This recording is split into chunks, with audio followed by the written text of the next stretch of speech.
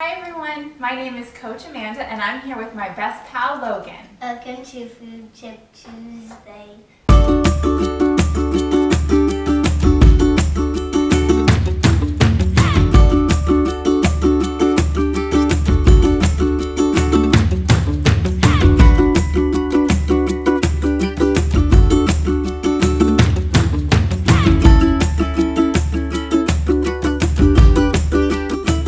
Welcome to Food Tip Tuesday.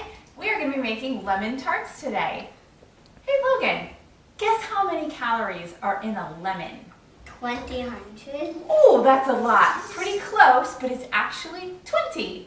20 calories are in a lemon. All that big flavor from such a little thing, right? So today we're going to be using lemons to make lemon tarts. First thing you want to do is make your lower base or your crust of your lemon tart. It goes into the food processor. Coconut, almond flour, dates, lemon zest, a pinch of sea salt, and then if that's not sticky enough to hold together like a crust, you want to add just a little bit of water.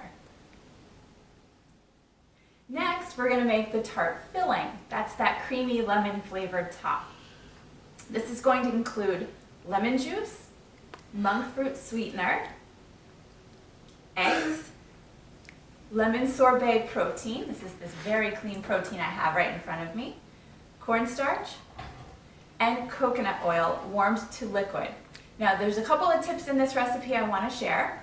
You want to use this right here. This is a microplane to get your lemon zest.